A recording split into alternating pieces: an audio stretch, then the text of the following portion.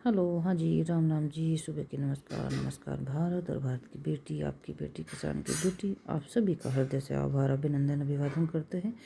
आशा है आप सभी स्वस्थ होंगे, मस्त होंगे, ज़बरदस्त होंगे, अपने घर में मस्त होंगे। और मैं आपकी होस्ट एंड दोस्त आपका स्वागत करते हैं। अब देवी लक्ष्मी मिथक और प्रार्थना के धागों से बुनी दुनिया में एक शाश्वत प्रार्थना गूंजती है, मेरे निवास में सदा निवास करो। यह किसी राजा या ऋषि की पुकार नहीं, बल्कि असंख्य हृदयों की सामूहिक तड़प है जो देवी लक्ष्मी को पुकार रही है। वह देवी जो धन और सौंदर्य, सौभाग्य, समृद्धि का प्रतीक है। लेकिन वह कौन है? कमल की महिला, स्वर्ण देवी, जो एक नज़र से जीवन बदल सकती है। आइए हम धीरे धीरे उनकी कहानियों की दुनिया में कदम रखें। प्राचीन शास्त्रों में लक्ष्मी, सरस्वती और महाकाली और महालक्ष्मी जी, तीन देवियों का जिक्र है, बताया गया है। तीन देवियों को विशेषकर अब उनकी कल्पना करें। पदासन में बैठी हुई कमल की मुद्रा में उनकी चार भुजाएं सुंदर और अर्थपूर्ण है। ये भुजाएं केवल प्रतीक नहीं है, ये जीवन के चार महान लक्ष्यों की प्रतिनिधित्व है: धर्म, अर्थ, काम और मोक्ष, धार्मिकता, धन और आनंद और मुक्ति। कुछ लोग मानते हैं कि हिंदू धर्म सांसारिकरण से दूर रहता है, यह संतुलन का सम्मान करता है। हिंदू धर्म हर कोई मोक्ष की तलाश नहीं करता। हिंदू धर्म संतुलन का सम्मान करता है और रिश्तों में महानता नहीं, समानता होनी चाहिए, संतुलन होना चाहिए। लक्ष्मी उंगलियों के पोरों पर निवास करती है। कराग्रे वस्ते लक्ष्मी, कर मध्य सरस्वती। एक महत्वपूर्ण श्लोक आपको पढ़कर सुनाती हूँ।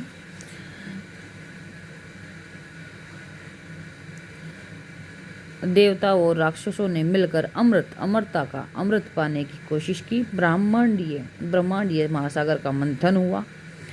यह घटना तो आपको पता ही होगा। लेकिन सबसे बड़ा खजाना खुद महालक्ष्मी जी थी। उन्होंने विष्णु को चुना और 8 विशेष रूपों में रहती है, जो ब्रह्मांड का हृदय बन गए। वे हमारे बीच 8 विशेष रूपों में रहती हैं।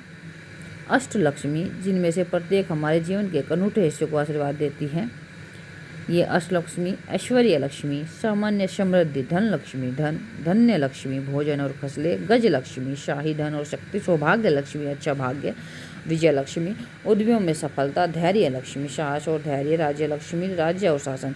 हालांकि उनके नाम और भूमिकाएं अलग अलग है, वे सभी एक हाथ वर्ध मुद्रा यानी वरदान देते हुए और दूसरे हाथ अभय मुद्रा में आशीर्वाद देती है, यानी मुद्रा डर दूर करना। लेकिन सावधान रहें, क्योंकि लक्ष्मी को चंचला भी कहा गया है। चंचल उसकी उपस्थिति नाजुक है, हवा में एक दीपक की तरह। देखभाल, सम्मान और अनुशासन के बिना वह खिसक जाए। यदि लक्ष्मी की देखभाल, सम्मान और अनुशासन में न हो चीज़ें, तो वह खिसक जाए यानी चली जाए। केयर करना, अपने घर की लक्ष्मी यानी घर की नारी यानी घर की स्त्री यानी महिला का सम्मान करना, केयर करना और अनुशासन रखना जीवन में। और जैसे मैंने ऊपर बताया, संतुलन रखना और रिश्तों में महानता नहीं, समानता होनी चाहिए। तो ये सारे कारण हैं। पूरे भारत में लक्ष्मी पूजा श्रद्धा के साथ की जाती है। दिवाली की रात को घर उनके स्वागत में दीपों से जगमगाते हैं और उनकी बड़ी बहन अलक्ष्मी भी चुपचाप आ जाती है। वह धरती पर घूमती रहती है। महालक्ष्मी वह एक उल्लू की सवारी करती हैं, जो अंधेरे में ज्ञान का प्रतीक है। हालांकि पहले की कहानियों में उन्हें शेर के साथ भी दिखाया गया है। शेर यानी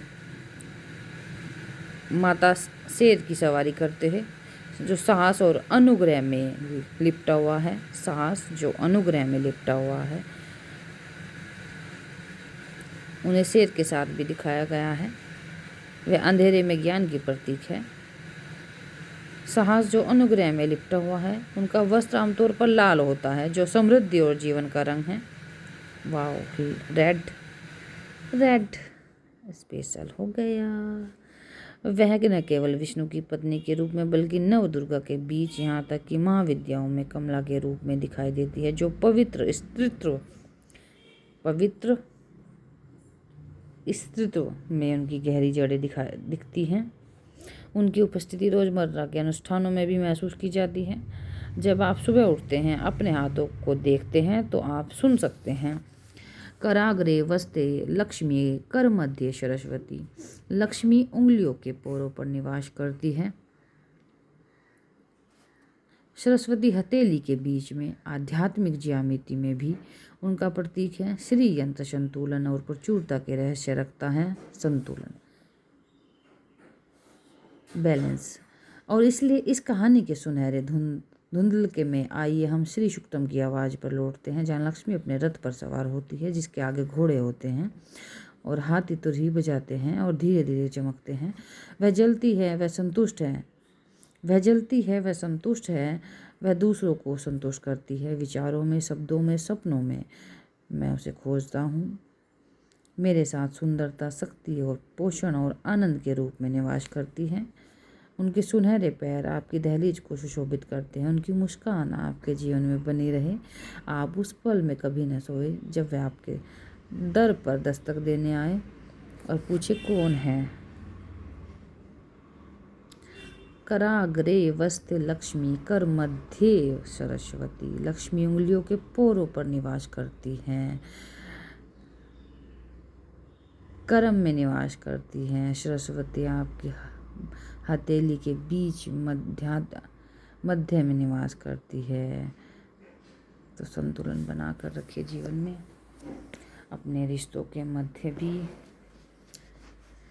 सम्मान, केयर, देखभाल, सुरक्षा, अनुशासन और रिश्तों में महानता का कोई गर्व ना करके कि मैं से महान हूँ, मैं पुरुष हूँ और ये नारी है, इस तरह का भाव न रखते हुए समानता को रखिए और संतुलन बनाकर चलिए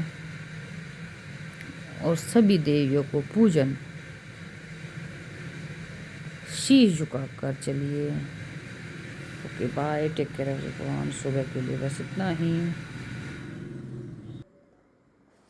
एक ऋषि हैं भृगु, जो अपनी बुद्धि और उग्र स्वभाव के लिए प्रसिद्ध थे। त्रिमूर्ति ब्रह्मा, विष्णु, शिव के धैर्य की परीक्षा लेने का फैसला किया। त्रिमूर्ति ने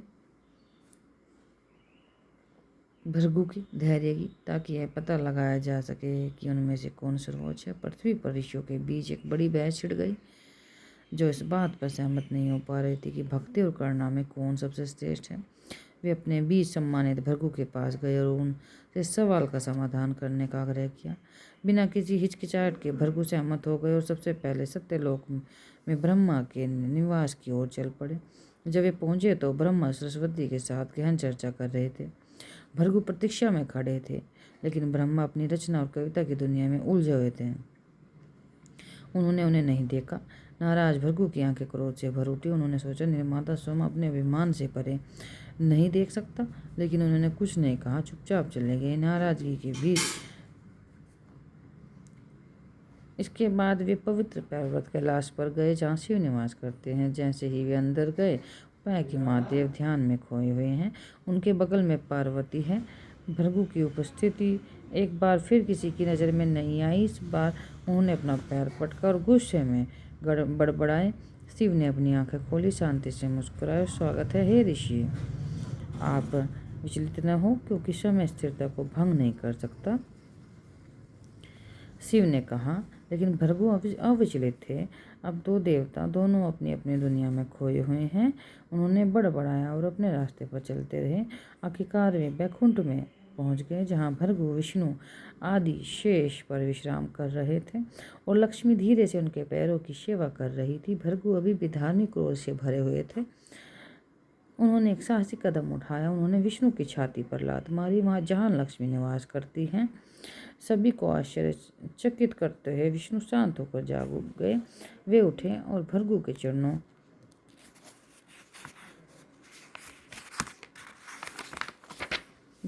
चरणों को पकड़ते हुए उन्हें प्रणाम किया। हे ऋषि, मुझे आशा है कि मेरी कठोर छाती पर आपका पैर चोटिल नहीं हुआ होगा। मुझे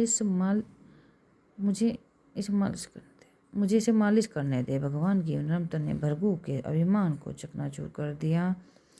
ऋषि की आंखों में आंसू भर गए और उनकी वाणी कांप उठी। कितनी करुणा, कितना धैर्य है!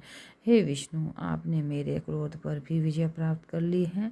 इस प्रकार उन्होंने तीनों में विष्णु को श्रेष्ठ घोषित किया।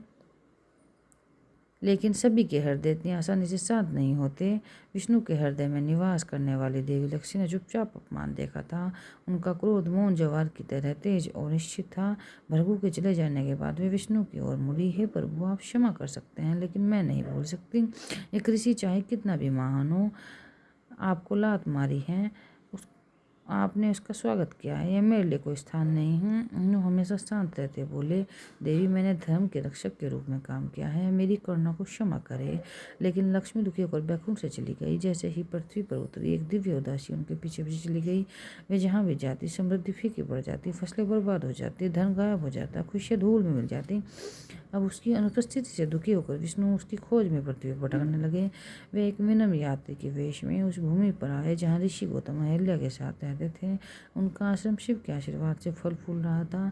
गौतम ने पथिक में दिव्यता को महसूस किया और उसका आदरपूर्वक स्वागत किया। उन्होंने पानी, आश्रय, भोजन की पेशकश की।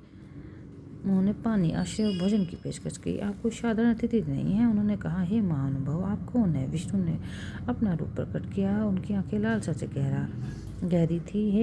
हे गौतम, मैं लक्ष्मी की खोज कर रहा हूँ। भृगु के कार्य को स्वीकार करने के कारण वह बैकुंठ से गायब हो गई। शिव द्वारा आशीर्वादित आप मेरी सहायता करें। गौतम ने सिर हिलाया। लक्ष्मी करुणा की देवी हैं। अगर मैं चली गई हैं तो हम सबको एक सबक सिखाने के लिए गई हैं। ईश्वर की भी रक्षा की जानी चाहिए। लेकिन अगर आप उनसे फिर से मिलना चाहते हैं तो पवित्र गोदावरी के तट पर यहीं यज्ञ करें। अपने अपमान से नहीं, बल्कि अपने हृदय से उन्हें वापस बुलाए। विष्णु ने सलाह के अनुसार किया। यज्ञ भव्य था जिसमें ऋषि देवता उपस्थित थे। जैसे ही अंतिम आहुति दी गई, लक्ष्मी जल से बाहर निकली, चमकती हुई और मुस्कुराती हुई। विष्णु की विनम्रता, ऋषियों की भक्ति से प्रभावित होकर वे उनके पास लौट आई। पूरे देश में एक बार फिर समृद्धि खिल उठी। बैकुंठ फिर से चमक उठा। कृतज्ञता में विष्णु ने सभी ऋषियों से कहा, गौतम की भक्ति, अहिल्या के धैर्य से पवित्र यह स्थान तपोभूमि के रूप में जाना जाए, तपस्या और दिव्य मिलन की भूमि। और यहाँ कि यज्ञ कुंड को लक्ष्मी तीर्थ कहा जाए, जहाँ देवी भी अपने भगवान के पास लौट गई। भक्ति और देवताओं की विनम्रता की महिमा ऐसी ही है।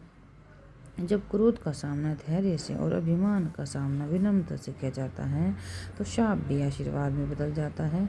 जो लोग इस कथा को सुनते हैं या सुनाते हैं, वे सभी दुर्भाग्य से मुक्त हो जाते हैं और उन्हें विष्णु, लक्ष्मी और शिव की समान कृपा प्राप्त होती है।